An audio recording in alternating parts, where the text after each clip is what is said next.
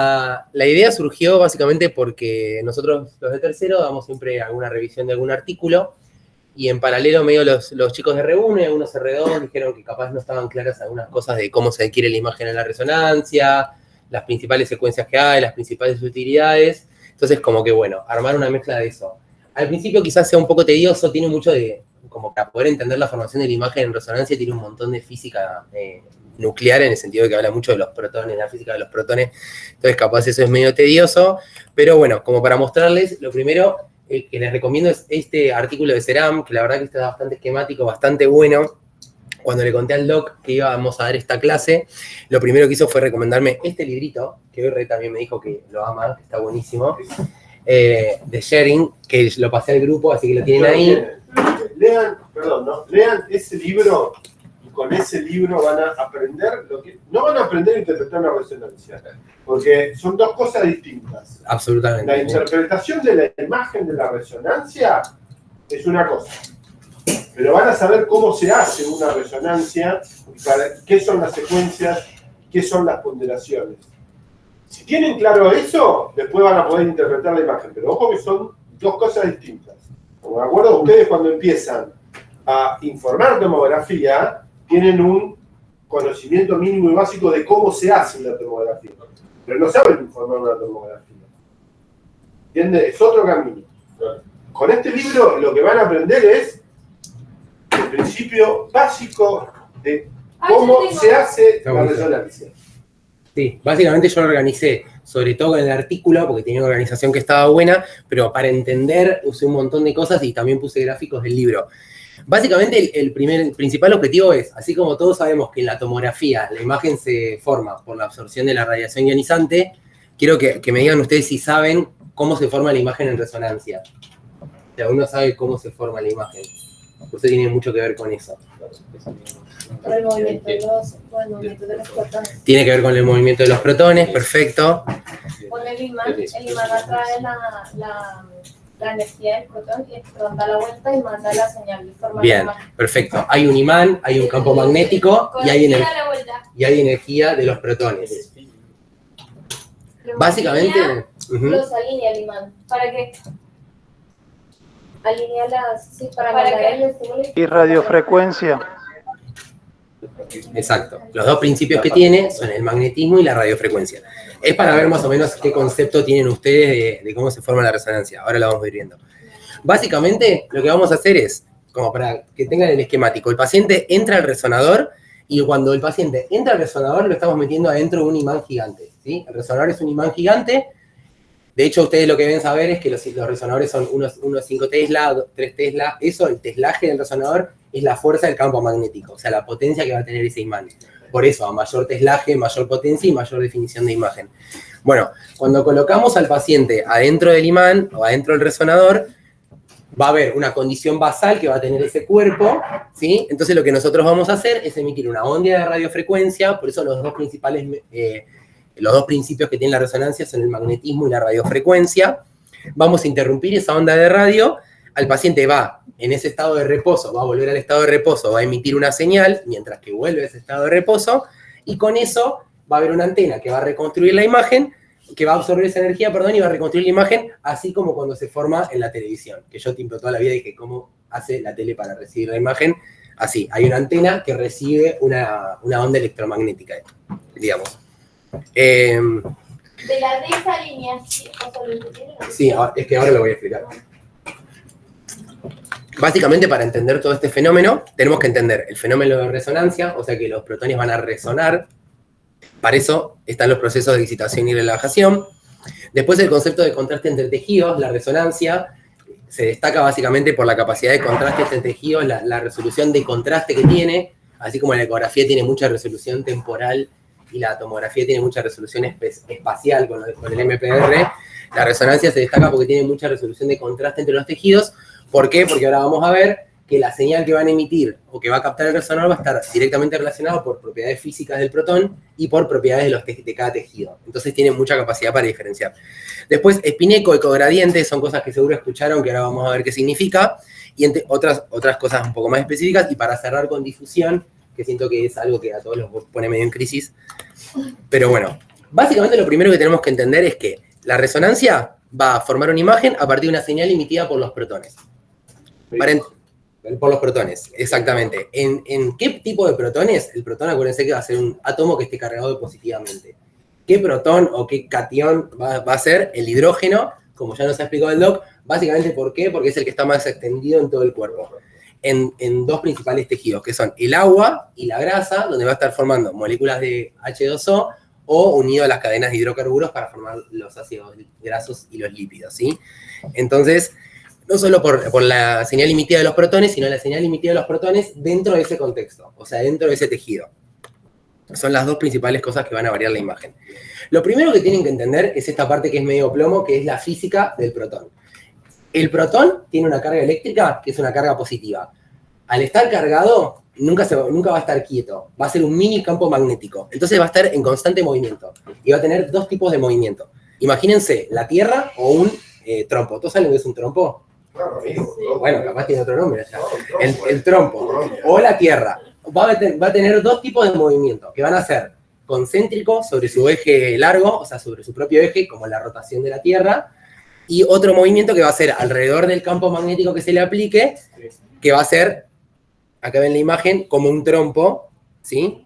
Que es a lo largo con relación a su entorno, ¿sí? O sea, va a girar sobre su propio eje y aparte va a hacer un movimiento de traslación. O sea, va a rotar y traslar igual que la Tierra con el Sol o igual que el trompo cuando lo giramos, ¿sí? Primeros dos conceptos.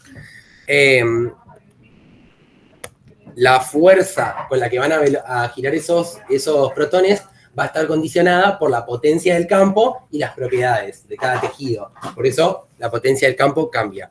Cuando el campo magnético, esto es lo importante, cuando el campo magnético sea cero, o sea, cuando nosotros, antes de entrar al resonador, cada protón va a estar con su movimiento de spin, que yo lo voy a dibujar así, ¿no?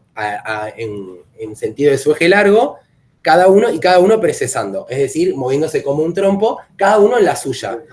Y cada uno va a tener un eje, como esto tiene carga, cada eje, estamos hablando de vectores eléctricos, ¿no? Cada vector en la suya. Nosotros, para poder formar la imagen, necesitamos que todo el equipo de protones, todos los soldados protones, estén en la misma, ¿sí? Entonces, primero los tengo que alinear y después los tengo que sincronizar. Ese va a ser el concepto general, ¿sí? Otra cosa que tienen que saber es que una vez que al paciente ya lo ponemos adentro del imán, se va a generar esta situación. O sea, vamos a pasar de la incoherencia completa a la alineación.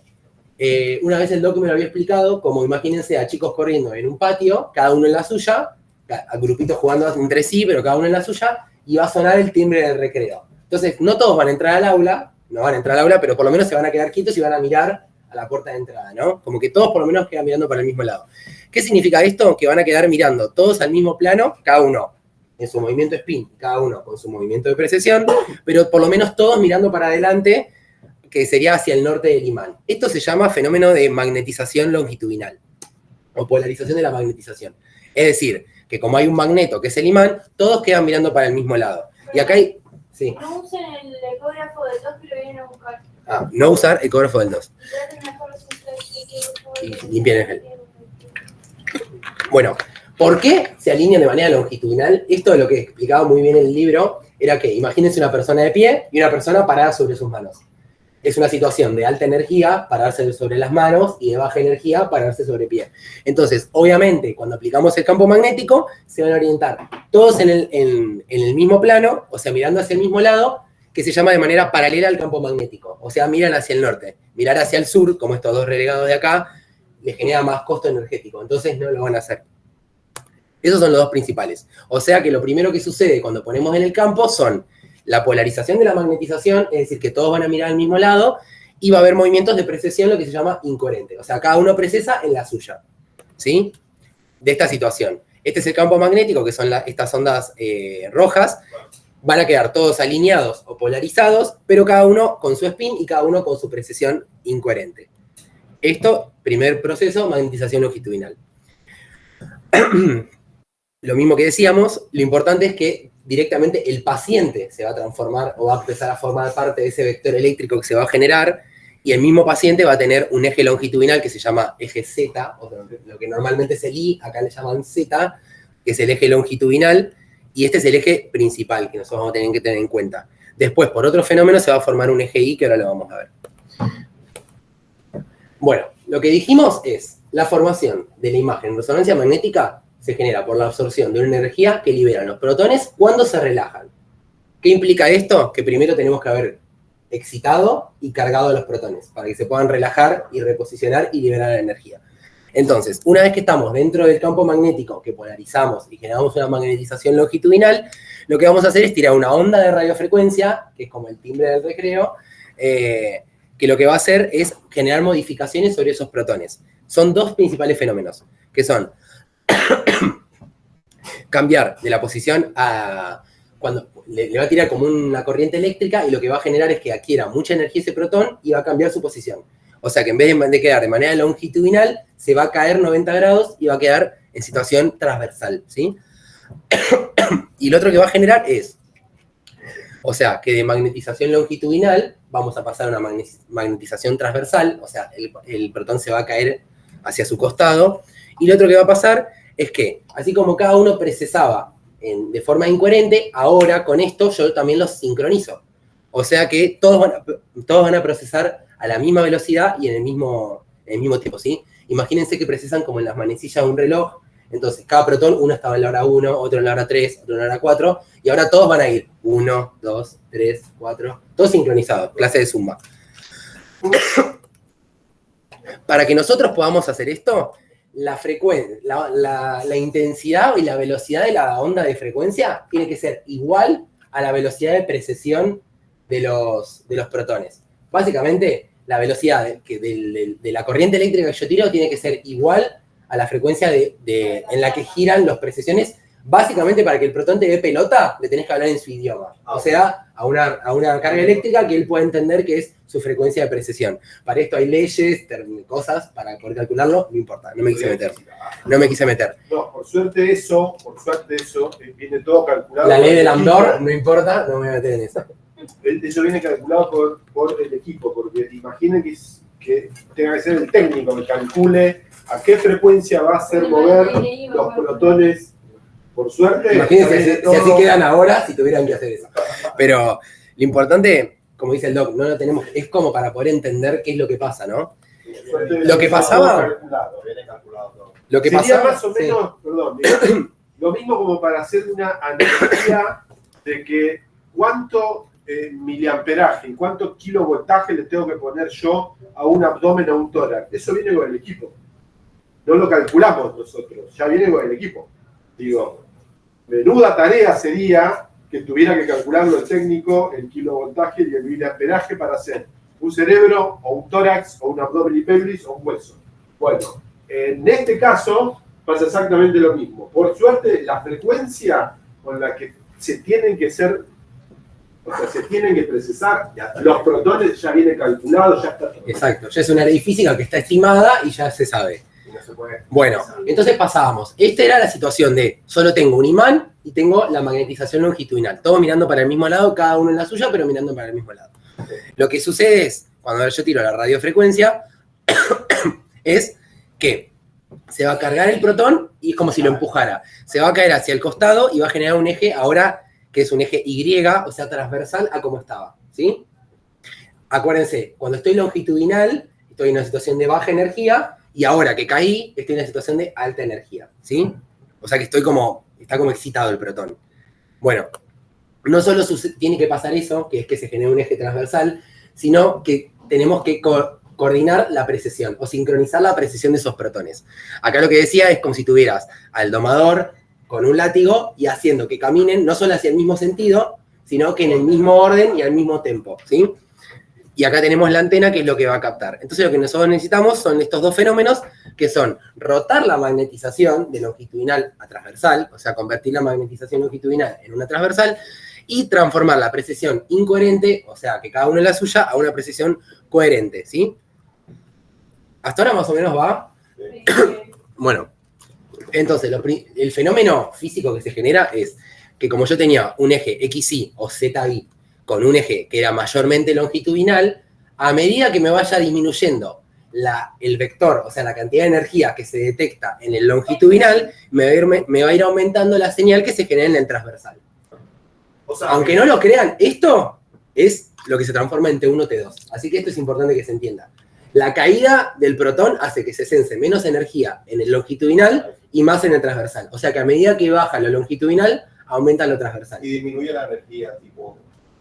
Sí, o sea, el protón se va a cargar de energía, claro, se cae, ahí está en su momento máximo de energía en transversal, por eso disminuye la longitudinal, y ahora lo que vamos a ver es cómo ese protón vuelve a su posición original, y en esa relajación o en ese reposicionamiento es que se le genera la imagen, ¿sí? Bueno, a todo esto, cada protón va a seguir con su spin, y cada protón va a seguir con su precesión, nada más que ahora es todo sincronizado. Lo que cambiamos el eje y la sincronización, pero siempre se están en movimiento los protones. Bueno, entonces, ahora en base a lo que vimos, vamos a ver lo que es la relajación. Este es el momento importante porque con esto es donde se va a adquirir la imagen, ¿sí? Cuando el protón vuelva a reposicionar, o sea, vamos a interrumpir la banda de frecuencia, perdón, y cuando interrumpimos la banda de frecuencia, se interrumpe la excitación del protón. Entonces el protón va a quedar excitado, pero ya no se sostiene ese estado de excitación. Entonces lo que va a tender, por cuestiones de la física, es volver a su estado de baja energía. O sea, relajarse, volver a la situación longitudinal y empezar a procesar cada uno en lo suyo. O sea, la situación que les queda cómodo. ¿Sí? O sea, volver a la misma posición que estaban antes. Exacto. A como cuando solo estaba aplicado el campo magnético previo a la radiofrecuencia. Perfecto. O sea, tenemos una situación, excitación con radiofrecuencia, relajación sin radiofrecuencia, pero siempre dentro de un imán. Bueno, entonces, la relajación va a tener que ver con los dos ejes del protón y con los dos fenómenos que estamos hablando, ¿sí? Con la precesión y con la posición. Entonces, la relajación longitudinal es la relajación T1 o tiempo T1, que lo que va a medir es, o sea, va a estar determinada principalmente por el átomo con el entorno y sería el reposicionamiento. O sea, que se va a ir del eje transversal hacia el eje longitudinal de vuelta, se va a parar. Y la relajación transversal o T2 va a depender de las interacciones de los átomos entre sí y sobre todo de los movimientos de precesión. O sea, va a pasar de la coherencia, va a volver a la incoherencia. A cada uno estar en la suya. En esas dos situaciones de reposicionamiento y volver cada uno a la incoherencia, se va a liberar energía. ¿Por qué? Porque el protón está yéndose de una situación en la que está obligado por la radiofrecuencia a la situación en la que se encuentra más cómodo, ¿sí? Bueno, entonces, los protones, acuérdense que estaban acostados, vuelven a su eje longitudinal, o sea, ahora lo que hace es disminuye la magnetización transversal y empieza a aumentar la magnetización longitudinal. Y en ese proceso se libera energía. Entonces, relajación longitudinal, cuando vuelven al eje largo, y la relajación transversal es volver a la precesión incoherente, ¿sí? ¿Bien, más o menos? Sí. Entonces, en base a eso, lo que tenemos que saber es si yo mido la relajación en tiempo T1 o en tiempo T2. ¿Por qué? Dijimos que cuando el protón se relaja, se forma la imagen. ¿Por qué? Porque la antena lo que puede hacer es cuantificar la energía liberada. Ahora, si yo la cuantifico en un tiempo T1 o en un tiempo T2, es lo que me va a cambiar. Básicamente, ¿por qué? Porque las curvas de relajación T1 son crecientes y las curvas de relajación T2 son decrecientes. Voy a tratar de explicarlo fácil. Cuando yo tengo la magnetización longitudinal, ahí yo tengo una cierta señal de energía, ¿no? Entonces, a medida que el protón se va relajando y se va a la posición longitudinal, va a ir aumentando la señal que se emite en la situación longitudinal, ¿sí? Tipo, ahí sería la relajación. Exacto. Como yo voy a estar parado a las 12, imagínense, sí. La imagen estaba a las 3, o sea, acostado, entonces yo voy a ir sensando una energía que va a ir aumentando, porque estoy llegando a lo longitudinal. En cambio, la transversal, o sea, la T2, yo parto del estado de máxima energía, que es a las 3 de la tarde, por ejemplo. Entonces, lo que yo mido ahí es cómo va a ir disminuyendo. Siempre son, si hay... Exacto. Se aleja, se acorta. O sea, hay o T1 o T2. Entonces, el T2 es el estado de máxima energía y el T1 el de mínima. Entonces, cuando yo mida T2, voy a ir viendo cómo esa energía disminuye hasta llegar a la longitudinal, y en el T1 lo que voy a ir midiendo es cómo esa energía aumenta hasta llegar a la posición original previo a la administración de radiofrecuencia. ¿Más o menos va? ¿Esto? Ok. Bueno, esto lo puse para que tengan el concepto teórico, no me quiero meter acá para no complicarlo, pero básicamente nosotros no podemos esperar hasta que todos los protones estén relajados en T1 o todos los protones estén hiperexcitados en T2. Entonces lo que vamos a hacer es usar porcentajes. Se define al T1 como el tiempo que transcurre para que se haya recuperado el 63% de la magnetización longitudinal original. O sea, yo estaba longitudinal, me fui a transversal, el tiempo T1 es lo que tarda en volver a esa situación longitudinal. No el 100%, sino el 63%. No importa. Sepan eso. Entiendan que es la vuelta a lo longitudinal. En cambio, el tiempo T2 es de la situación de máxima energía de magnetización transversal, cuánto decrece hasta volver al T1. Acá al revés, ¿no? Es como si lo vieras desde arriba o lo vieras desde costado. Imagínense esas situaciones. Entonces ves como que se acerca o como que se aleja. Y en este caso el valor es 37, como complementario, ¿no? ¿Ven? Bueno. Una vez entendido eso se llaman los tiempos. T1 y T2, o tiempos de relajación. Y a eso es a lo que hacemos referencia cuando se dice que una imagen está ponderada en T1 o en T2. ¿A qué tiempo se utilizó? ¿Sí? Distinto es qué secuencias, ¿sí? Pero como se llaman igual, eso es lo que presta la confusión. Las secuencias esperamos y las dejamos para después. ¿Por qué? Porque la ponderación tiene que ver con el T1 y el T2, que tiene que ver con la relajación, con la física de los protones. Ahora, lo que nosotros vamos a ver representado en la resonancia es la señal que metió como tejido, digamos, no solo el protón. Entonces, cada tejido, además de estar intervenido o ser variable por el protón, va a ser variable por el tejido en el que nos encontremos. De esta manera, la relajación se va a ver alterada por el tejido, ¿no? Para entender... ¿Qué? ¿Te puedo hacer una pregunta? Sí. Hasta ahí solo existen 2 tiempos de ponderación. Sí, es que solo existe. En realidad hay 3 que ahora los vamos a ver. Pero las relajaciones son un tiempo T1, la relajación T1 y la relajación T2. ¿Sí? Hay una situación mixta que después la nombro, pero en general sí. Okay. Porque como hay 2 ejes, hay 2 tiempos. Claro. ¿Entendés? Bueno, entonces, para que todos hablemos el mismo idioma, cuando un tejido emite mucha señal, va a tener mucha intensidad de señal, entonces vamos a decir que es hiperintenso o blanco. Situación contraria, cuando no veamos nada, que no emita nada de señal, se va a ver completamente negro y se va a llamar vacío en este caso. Entre medio tenemos las intensidades intermedias, que es cuando decimos que hay un gris claro y el gris oscuro, ¿no? Digamos. Siempre acá lo que recomendaba el artículo era hablar de esto, de señal intermedia y de no usar hiperintenso o hipointenso, porque siempre es en comparación con otro tejido, ¿no? Entonces reservar el hiperintenso para el típico líquido T2 y reservar el negro, el hipointenso. Exactamente.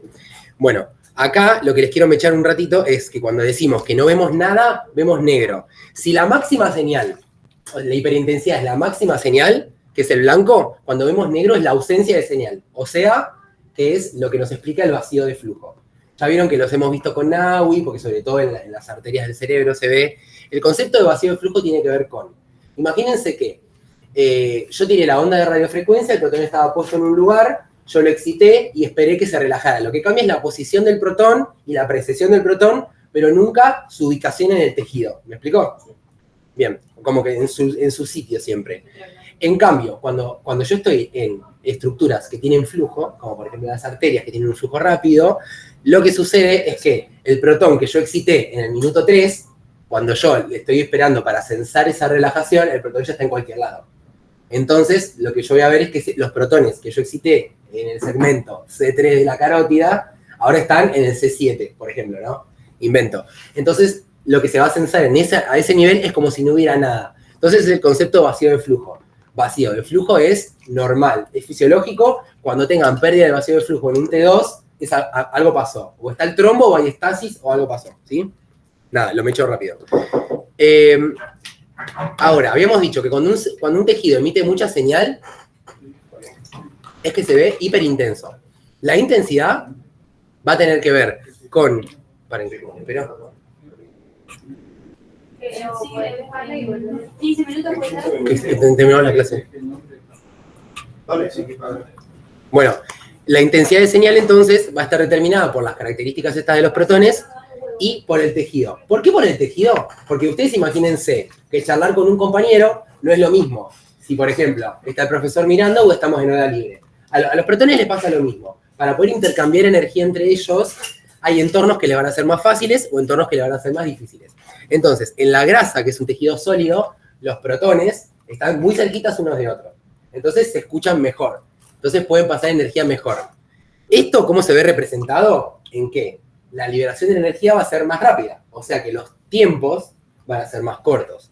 Entonces, en la grasa tiene tiempos, tanto T1 como T2, más cortos, ¿sí?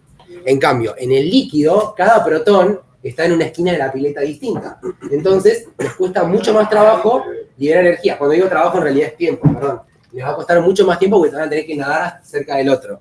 Entonces, se dice que el líquido tiene tiempos, tanto T1 como T2, largos. ¿Bien? ¿Hasta ahora? Entonces, por eso hablamos de las ponderaciones, ¿no? De T1 y T2. ¿Qué me perdí después de vacío flujo de algo más? Sí, que la intensidad del tejido no solo va a estar determinada por la señal que manden los hidrógenos, sino que los hidrógenos la van a poder mandar más o menos fácil, o van a tardar más tiempo o menos tiempo, según el tejido. Los tejidos sólidos, máximo exponente de la grasa, está tan cerca que es muy corto todo. En cambio, en el líquido cuesta más, entonces tarda más tiempo. Necesitamos más tiempo para lograr una hiperintensidad. ¿Eso se entiende? Bien. Imagínense ya, por lo menos ya pueden spoilear, imagínense un T1 que se ve todo negro menos la grasa. ¿Por qué? Porque la grasa es el que tiene el T1 más corto. Claro, ¿sí? entonces el T1 es tipo más rápido, tipo, sí, como Sí, acá estamos hablando de los tiempos de ponderación, no de la secuencia T1. Es la relajación, o sea, tanto el reposicionarse al eje longitudinal y volver a la precisión incoherente es más fácil, más rápido en la grasa que en el líquido. ¿Sí?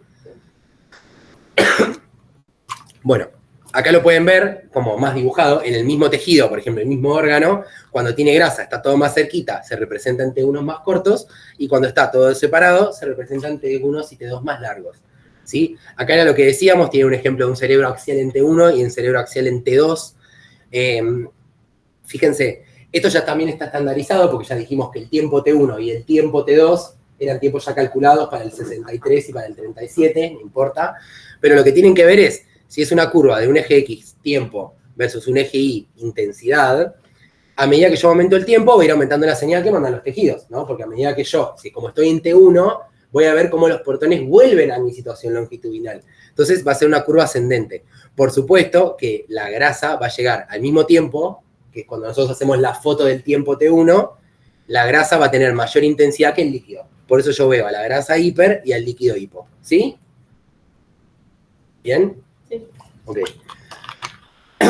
En cambio, en el T2... O sea, básicamente el agua se demora un poquito más para relajarse. Y al agua, como el agua tiene tiempos más largos, claro, al mismo tiempo, la grasa ya se relajó y al agua le falta. claro. ¿Sí? Pues llega primero y... Exacto. Por eso la grasa se ve hiper y el líquido se ve negro en T1. ¿Sí? Ahora, cuando estamos hablando de los tiempos T2, acuérdense que yo parto desde la magnetización y veo cómo se me aleja la intensidad. Entonces yo parto de una señal máxima, bien hiperintensa, que sería este punto, o sea, el tiempo cero lo veo recontra hiperintenso, y vamos a ver cómo va a ir bajando esa señal. Al mismo tiempo, el líquido liberó. Acuérdense que a los protones en el agua les cuesta más liberar energía. Entonces, al mismo tiempo transcurrido, el agua ya liberó bastante energía, ¿sí? Y al protón todavía le falta. Entonces se va a ver manifestado con la intensidad. La intensidad en el T2 la voy a ver todavía muy alta en el líquido, y en el T1 la voy a ver, y en la grasa la voy a ver menos intensa, ¿sí? Bueno, recuerden acá que eran por porcentajes y por eso no esperamos al 100 o al 0%, ¿no? Entonces, como para recordar, es que el tiempo es donde dice T1 y T2, o sea que son los tiempos de relajación. Y eso se va a traducir en la señal que van a tener, en señal T1 y en la señal T2, ¿sí? Como el agua tiene un T1 y un T2 largo, va a ser hipo en T1 e hiper en T2. Y como la grasa tiene T corto, va a ser hiper en T1 e hipo en T2, ¿sí? Bueno, acá hay más ejemplos, ¿sí?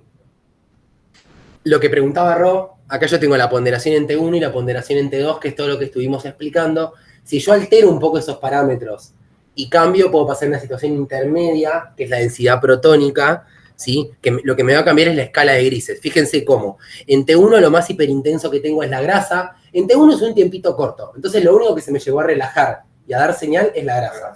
En cambio en T2 uso tiempos más largos y parto de la intensidad. Entonces tengo hiperintensa tanto la grasa, tanto al líquido como a la grasa. Fíjense cómo cambia la escala de grises, ¿no? Siempre la cortical y el aire es lo que se va a ver más hipointenso, y en el caso del T1 lo más hiperintenso es la grasa, y en el caso del T2 lo más hiperintenso es el agua libre, ¿sí? Cambia la escala de grises cuando yo estoy en la densidad protónica, que va a tener una utilización muy específica, que es para músculo esquelético o para ciertas funciones del cerebro que después vamos a ver. Bueno, acá es donde se complica un poco, porque todo este fenómeno que nosotros vimos ahora sucede en milisegundos, ¿sí? Entonces, para que yo pueda sostener una imagen, para que yo pueda formar una imagen como sostenida en el tiempo, al protón yo no lo voy a excitar una vez y voy a esperar a que se relaje, sino que yo voy a dar ondas a cierta frecuencia todo el tiempo para que cada vez que se esté por terminar de relajar lo vuelva a excitar, ¿sí? O sea, como imagínense el látigo de los osos, entonces no voy a dar uno solo y voy a esperar que todo el show suceda con eso. Voy a necesitar una frecuencia constante. Según cómo utilicemos esa frecuencia de la radiofrecuencia, vamos a tener las secuencias de spin-eco y las secuencias de eco gradiente. Como para que más o menos ustedes se lleven lo importante, las secuencias spin-eco quedan más lindas, se ven más lindas, como más prolijas, tardan, o sea, lo que logran imágenes más anatómicas, se dice, pero tardan más tiempo. En cambio, las de eco gradiente, lo que yo hago es hacer secuencias más cortas y que voy a ver peor. Imagínense un GRE. ¿Vieron cómo se ve el GRE comparado con un T1? ¿No? Sí. El GRE se ve feo. O sea, tengo mucho contraste entre tejidos, pero poca resolución. Entonces, sirve para cuando yo necesito hacer cosas que me demoren poco tiempo, como administrar contraste, ver cosas que no quiero gastar tiempo de estudio en eso, ¿sí? Bueno, las secuencias de spin-eco ya mete otro concepto que son los tiempos de eco y los tiempos de repetición. Ahora lo vamos a ver. Básicamente, lo que se hace es, ¿vieron lo que dijimos de que el protón, cuando pasa de longitudinal, se cae a 90? Bueno, eso puede pasar a 90 o a 180. Entonces, cuando en las secuencias de spin-eco, nosotros usamos radiofrecuencias que van a generar una angulación de los protones a 90, o sea que los van a empujar y se acuestan, o a 180, que es peor porque es antiparalelo. ¿Me siguen más o menos? O sea, es como si con el ángulo de 90 yo los acuesto y con el ángulo de 180 están como parados sobre sus manos. ¿Y por qué no excitan más? Pues, exacto, porque los paso en una situación de muchísima más energía. Te implica mucha más energía estar de pie que acostado y sobre todo más que estar de pie, ¿no? Bueno, acá hay un montón de cuestiones físicas que no importa. Quiero que se lleguen a acordarse de 90, 180. Entonces, lo que yo incluyo acá son los tiempos de eco y los tiempos de repetición. El tiempo de eco es, entre que yo tire la onda de 90, que es el primer tiro de radiofrecuencia, y la señal que me devolvió, o sea, lo que yo tiré la frecuencia y lo que tardó en relajarse y devolverme la señal, eso se llama tiempo de eco. Y el tiempo de repetición va a ser el tac, tac, tac, tac, tac, el tempo en el que yo voy a tirar las ondas de 90, que son las que me van a generar el movimiento de los protones, ¿sí? Acuérdense siempre, como para utilizar conceptos, cuando decimos que se genera esa precesión coherente, que es rítmico sincronizado, se llama que los protones se ponen en fase, ¿sí? En cambio, cuando los protones vuelven, hacen la relajación y vuelven a su precesión incoherente, o sea que cada uno en la suya, los protones se desfasan, se dicen, ¿sí? ¿Qué? Cuando se pone en tiempo de... ¿Es cuando suena? Yo no sé si se han hecho resonancia, que hay como un sonido rítmico. Una alerta o algo así. Sí, no sé, si ese es el movimiento del imán o no sé la verdad. No sé, pero me acordé. Pero sí, imagínense que el tiempo de repetición es el tiempo que va a tardar en que yo tiro una onda y repito la misma onda, ¿sí? La de 90. En cambio, el tiempo de eco es lo que yo tiré y lo que tardó en volverme, ¿no? Por eso se llama eco. Esos son los pulsos. Vos podés, a ver, el imán no hace ruido, el imán genera un campo magnético. Vos cuando escuchás el ruido son los pulsos de radiofrecuencia que estás mandando para excitar a los protones. Ese concepto de pulsos está bueno, que yo no lo estaba diciendo, que cuando nosotros decimos onda de radiofrecuencia es el único disparo. Cuando decimos pulsos de radiofrecuencia, estamos hablando que esa radiofrecuencia a su vez tiene una frecuencia. O sea, los pulsos de radiofrecuencia van a ser según el tiempo de repetición. O sea, tac, tac, tac, ¿Esto tac. tiene algún tiempo o algo? Todos estos tiempos están estipulados. Claro. Según el tiempo de eco y el tiempo de repetición que yo utilice, van a cambiar la imagen que voy a obtener. Pero esto está todo estandarizado. Si acá hicieron los protocolos de hierro, Fíjense, saben muy bien que cada tiempo de eco y tiempo de repetición cambia según la secuencia que le quieras hacer. Y eso es lo que tienen que tener en cuenta para hacer las medidas en una secuencia bien hecha, en una secuencia desfasada en esos tiempos, porque después si no te van a dar los valores mal. Exactamente. Pensé que ustedes dentro de la medición de hierro utilizan una densidad protónica. No utilizan ni un T1 ni un T2. En una de las ponderaciones que se utiliza es una densidad protónica.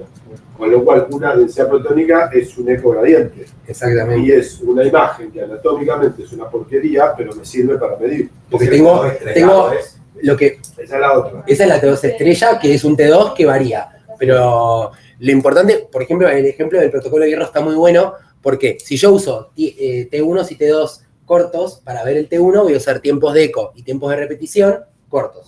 En las secuencias ponderadas en T2 voy a utilizar, como la relajación T2 tarda más tiempo, voy a utilizar tiempos de eco y tiempos de repetición más largos. Y eso ya está estipulado para hacer la secuencia T1 y la secuencia T2. Ahora, para lograr densidades protónicas, por ejemplo, yo tengo que ponerme a retocar estas cositas. Por eso es una situación intermedia que es como un híbrido que se genera, porque vos modificás los parámetros. Si no, solo existen T1 y T2, ¿sí? Entonces, si yo modifico el tiempo de eco y el tiempo de repetición a mi antojo, puedo lograr secuencias específicas y en el momento específico que yo quiero ver, dónde sacar la foto, que es lo que dice Cande. Con las secuencias madres son T1 o T2. Exactamente, por eso son las dos grandes ponderaciones. Entonces, cuando yo utilizo, según si yo utilizo un TR corto o un TR largo, que acá le pongo los valores con lo que preguntaba Cristian, yo no me voy a meter, pero un TR corto significa menos de 500 milisegundos y el largo más no importa, ¿sí? Pero cuando entonces, esto el tiempo de repetición me va a dar el tiempo donde yo voy a sacar la foto, ¿sí? Donde voy a donde voy a sacar la foto, que sería la radiofrecuencia, y esta es la señal recogida donde voy a formar la imagen, ¿sí? Entonces, en la imagen ponderada en T1, yo voy a utilizar un TR corto, ¿sí? Porque me interesa ver hiper a la grasa e hipo al agua. En cambio, en las imágenes ponderadas en T2, voy a utilizar TRs largos porque le tengo que dar tiempo al agua y a la grasa para que logre una señal, ¿sí? Juan, ¿te puedo hacer una pregunta? Sí. Al principio estabas diciendo que el T1 hay un 63%, o sea, tengo que esperar hasta el 63% de relajación de los protones. ¿Este tiene una correlación en milisegundos, como me estás diciendo acá? ¿Puede ser? Sí, pero en realidad eso tiene que ver con los vectores eléctricos y del pool entero de protones. Vos ya sabés que el tiempo ese lo vas a utilizar cuando sabés que cambió hasta el 63 o hasta el 37. Como que ya está estipulado eso. Así que no se preocupen, no se mareen con eso. Lo importante es saber que los parámetros que nosotros podemos modificar, que son los tiempos de repetición y los tiempos de eco, ¿no? Entonces, cuando en la consola pongo que me adquiere una imagen con tiempo de eco y TR corto, voy a ponderar en T1, grasa blanca, líquido negro y señales intermedias, y cuando yo ponga a la máquina que quiero un TR largo con tiempo de eco largo, voy a ponderar en T2, o sea, líquido hiperintenso y grasa un poquito menos intensa. Y si yo modifico esto y pongo el T que yo quiero y el TR que yo quiero, voy a generar las densidades protónicas, ¿sí? Por eso nos tenemos que meter en el protocolo de hierro a modificar el tiempo de eco y de repetición y el ángulo. Bueno, perdón, lo del ángulo uno lo modifica con las secuencias de eco gradiente. Sí. Porque con las secuencias de spin uno no puede modificar el ángulo, porque el ángulo es fijo. Exacto. El 90 es 180. Por eso cuando uno dice la secuencia de densidad protónica del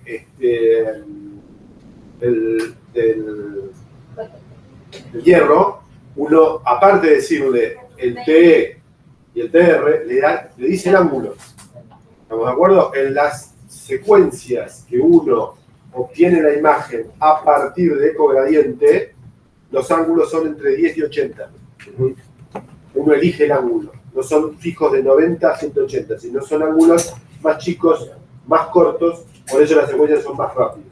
Por eso ven como este concepto que tienen que tener, que como dijo, ojo, yo lo que tengo que hacer es, voy a tener pacientes, por ejemplo, que no pueden aguantar la respiración, ¿sí? Yo lo que hago son tiempos más cortos. Entonces voy a tener que hacer secuencias de gradiente. ¿Entienden? ¿Para qué? Para que me salga una mejor imagen que si lo hago con el tiempo largo, que el tipo no va a aguantar la respiración, con lo cual voy a tener mucho artificio por movimiento. Quizás con las secuencias de eco, yo tengo un tiempo más corto, la imagen no es tan buena, pero no tengo los movimientos por el artificio. Exactamente. Eso tengan presente que yo necesito de cada secuencia o de cada paciente, ¿no? Lo que dice el doc. Acá es lo que vamos a ver. El ángulo va a estar determinado por la posición del equipo, o sea que son 90 y 180. Entonces yo en las secuencias de Espineco, que son las originales, las que primero se hicieron, yo lo único que podía cambiar eran los tiempos de repetición y los tiempos de eco, ¿sí? En cambio, cuando surge el eco gradiente, lo que yo hago es cambiar la polaridad. O sea, yo paso una situación de longitudinal, igual que como estábamos hoy antes de la radiofrecuencia, y lo que yo puedo lograr es cambiar la posición, como imagínense, la posición del campo magnético y cambiar el ángulo. Al cambiar el ángulo, yo puedo lograr angulaciones de menos de 90 grados. Entonces, en vez de ser 180 o 90 la posición del protón, voy a utilizar posiciones más chicas. Pero cambiando tipo en vez de 180 o 90, se mueve algo del equipo desde afuera. Sí, como que está tipo así los protones, el campo magnético tipo cambia y ahí... Exactamente, como cambia la posición, como cambia la angulación del equipo, me va a cambiar todo lo que sucede dentro del cuerpo. No importa, lo importante es que yo con eso puedo generar, en vez de ángulo de 180 o de 90, como en el Espineco, logro ángulos menores, con lo cual la excitación y la relajación va a durar necesariamente menos, ¿sí? Porque va a tardar menos. Entonces son secuencias que duran menos tiempo, que tienen mucha menos calidad de imagen, como decía el doc, pero que igual me brindan un montón de información y sobre todo me brindan ahorrarme tiempo para hacer bien otros tipos de secuencias, ¿sí? Bueno, por ejemplo, que sí. Este cuadro es fundamental, ahora lo voy a explicar. Pero, digo, entiendan, por ejemplo, si yo tengo que hacer un contraste, un estudio dinámico y un T1, ¿cuánto me lleva el tiempo hacer un T1? 15 minutos. No, T1, 15 minutos, no, 8 minutos.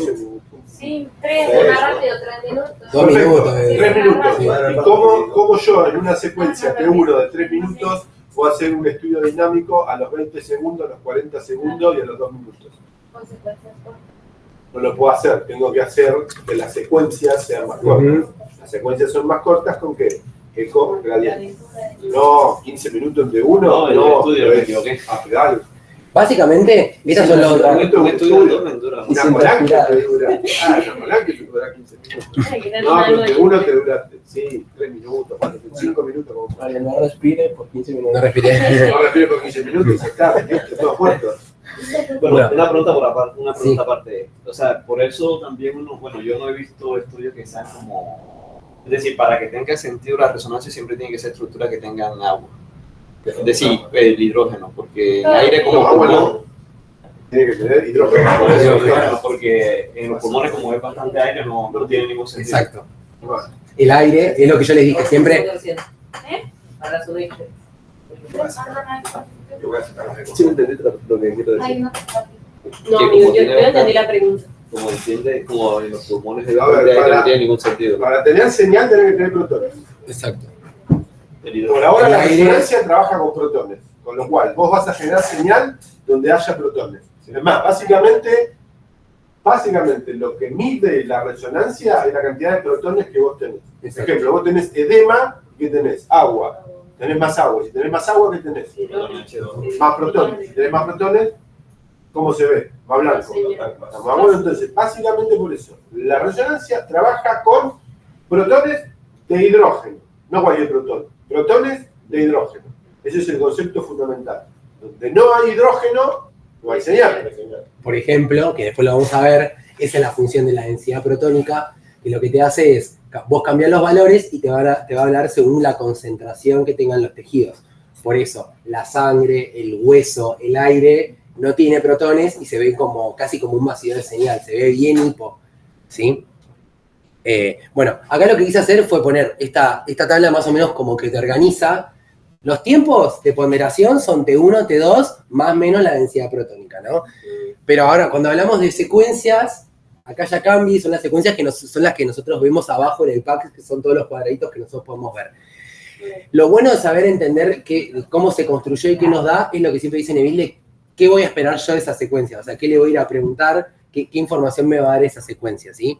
Entonces, acuérdense que teníamos los dos tipos de espineco, que eran las más lindas, pero que tardan más, y las ecogradiente, que tardaban menos, ¿sí? Acá más o menos les dejo puestas dentro de cada una cuáles son todas las secuencias que podemos hacer y a qué pertenecen, como el FLAIR, el STIR, que son secuencias de inversión-recuperación, que son de tipo espineco, los turboespineco. Estas son las que todos se confunden cuando ven una secuencia T1 o una secuencia T2. En general son secuencia T1 o T2 espineco y son la que nosotros tomamos como sinónimo de T1, T2. T1, T2, acuérdense que son los tiempos, y estas son las secuencias que nosotros llamamos T1, T2, que son las turboespineco. ¿Sí? Tengan en cuenta también, digo, que este cuadrito, digo, es muy viejo, con lo cual ya hay millones de secuencias más todavía. Pero digo, si tengan en cuenta esto de las dos familias. Las dos familias de órdenes, ¿sí? Son fundamentales para que se muevan los protones. Yo a los protones los puedo mover a través de las secuencias de espineco, secuencias largas, ¿sí? Pero con una mayor calidad de imagen, o a los protones los puedo hacer mover con las secuencias de ecogradiente, secuencias más cortas con menor calidad de imagen. Pero cada una está destinada y tiene una determinada función. ¿Entiendes? Sí. Cada una. Y un quilombo más que hay, no sé si pusiste el tema de los nombres. Sí, ahora bien. Listo, bueno. Ahí. Esto explícalo vos. Ahí según, a ver, ahí esto es. También es un poco vieja esto porque digo que ya creo que hay una que ya no está más. Siemens me parece.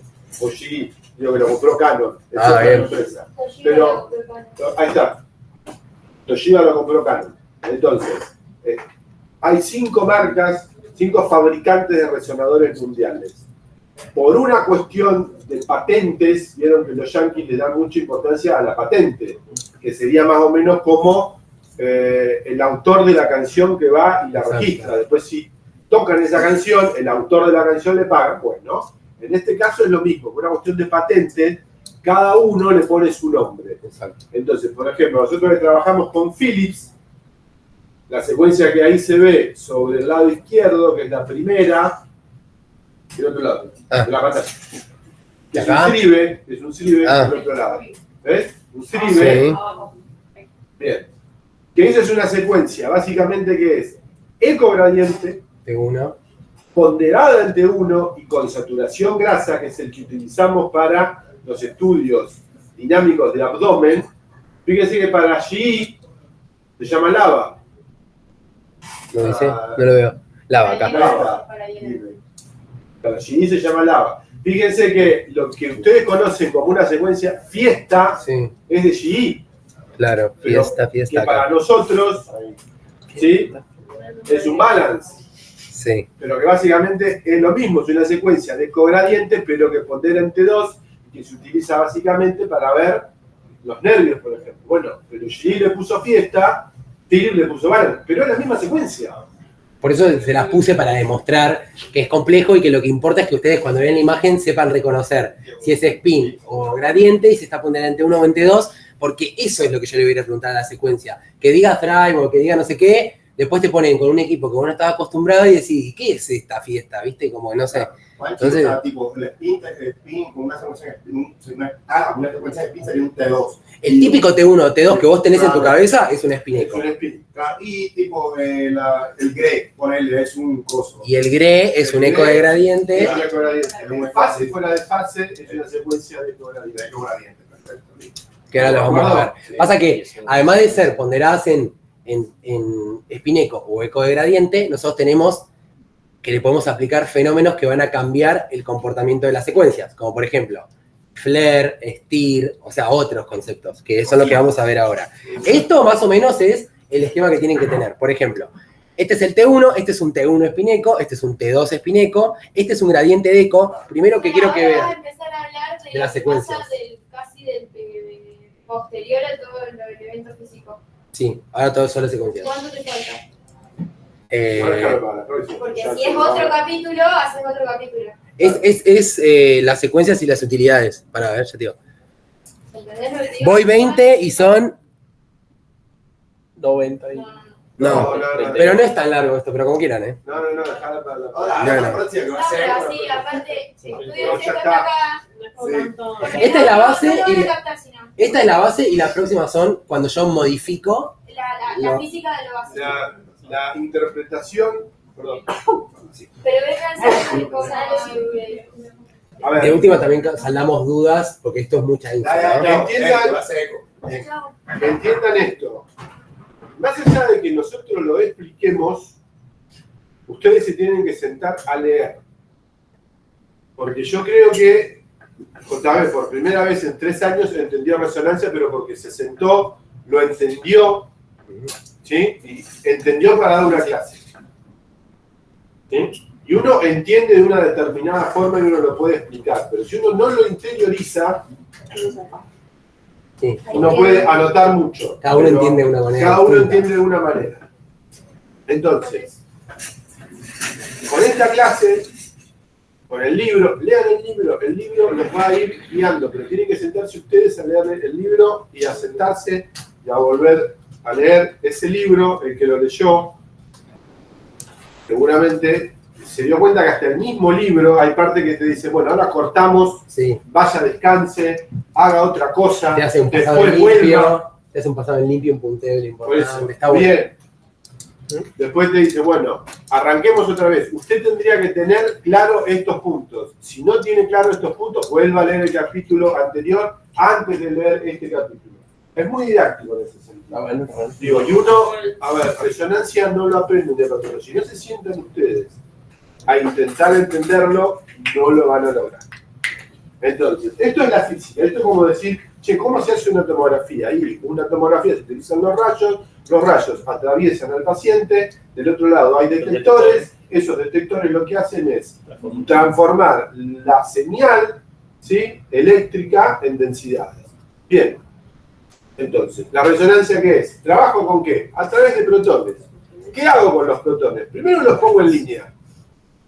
Pero si yo los pongo en línea no obtengo ninguna señal. O sea, poner en línea a los protones, o sea, que sería básicamente poner al paciente adentro de un imán, no me genera ninguna señal. Yo no voy a lograr nada. Entonces yo para lograr obtener una señal, tengo que darles una energía, tengo que excitarlos, llevarlos a un estado de mayor energía controlado por mí. Porque yo digo hasta dónde vas a ir. Y cuando me estás devolviendo esa energía, yo estoy obteniendo la señal. Que esa señal, que es de radiofrecuencia, se transforma en una señal eléctrica que a su vez se transforma en una imagen.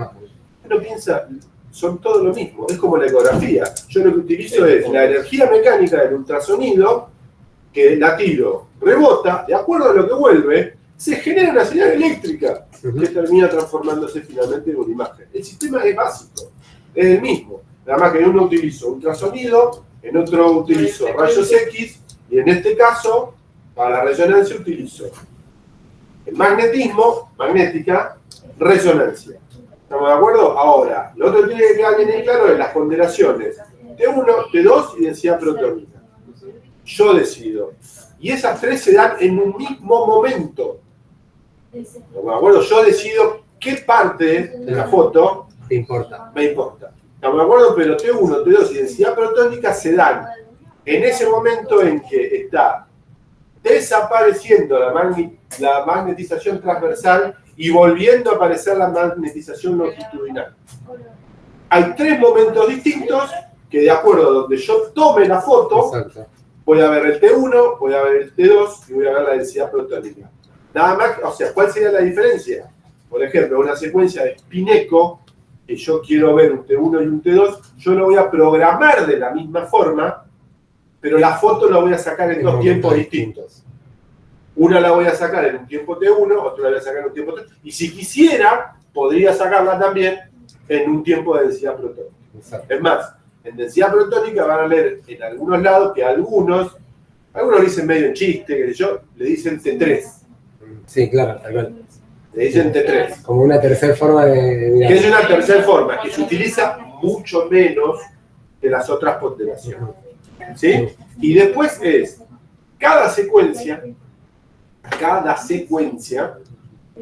yo la puedo ponderar en cualquiera de las tres, no todas. Por ejemplo, el flare, que es una secuencia que básicamente pondera ante 2, yo no la puedo ponderar ante 1 porque no me sirve ponderar ante 1. No tiene gracia, después vamos a ver por qué. No tiene gracia, sí. ¿Se entiende? Pero digo, yo decido qué secuencia uso y en qué tiempo de ponderación, pero en relación a la pregunta que yo quiero que me responda. Exacto. Todo se puede combinar de distintas maneras. El tema es que hay cosas que no te van a servir combinar y hay cosas que te recontra sirven combinar. Claro. Y está bueno, como para resumir, para después de tanto quilombo, pensarlo así, como el T1 y el T2 es como si vos querés ver el vaso medio lleno o medio vacío. Si vos querés verlo de la situación transversal, vas a ir viendo cómo se pierde esa transversalidad para volver a lo longitudinal, por eso la onda cae. Y si yo lo mido desde el T1 es lo que va tardando en recuperar eso longitudinal, o sea, voy viendo cómo se va llenando el vaso, por eso es una curva ascendente. Esto básicamente fue para explicar el principio del movimiento de los protones, de la función de los protones y cómo se adquieren las secuencias. La segunda parte, si quieren, repasen eso. Yo les comparto la clase de informes remotos, lo chusmean, la que viene saldamos algunas dudas. Si quieren, el lunes que viene o después las chicas me dicen cuándo y vemos cuáles son las principales secuencias y para qué las usamos, sobre todo en neuro y en abdomen, básicamente puse. Vuelvo a repetir el concepto. Lean el libro. Lean ese libro lo pueden leer, no sé, 10 días, 15 días. Y el artículo ese es la que está bien. También. Está bueno, pueden buscar un video para complementar. Pero este libro es como que va más, o sea, es como que te va aconsejando. Onda diciendo, bueno, ahora pará porque no te va a entrar más en la cabeza. Total, y tenías que hacerlo, tenías razón el libro. Y tiene razón el libro, vos tenés que parar. Sí. Pero lean ese libro, porque con esto que nosotros estamos diciendo es porque nosotros ya entendimos la resonancia. Ustedes ya tienen una base como para que los conceptos, o sea, tienen el concepto general. Ahora, para ir al detalle, vayan al libro, porque si no, no lo van a entender. ¿Entendió? No lo van a entender, lean en el libro. Los conocimientos los adquiere uno, más allá de lo que le pueda. Con H. O sea, es uno. ¿Estamos de acuerdo? Así que lean el libro, que seguramente les va a ser mucho más fácil después para poder sentarse e interpretar la imagen, que es otro capítulo. Bueno, gracias. Gracias por haberme escuchado. ¿Alguno tiene alguna pregunta ahora? Si no, igual, como dice el doc, la decir que no aclarado al principio que era cuál era el tiempo de condenación, ya tengo que son los tres. Sí. Me iba a poner la que pusiste vos en tu clase de final, la de me sangra, ¿no? Me sangra. Bueno, repasen eso para la próxima para poder saldar y nos vemos la que viene. Espero que se haya entendido. Adiós. Gracias.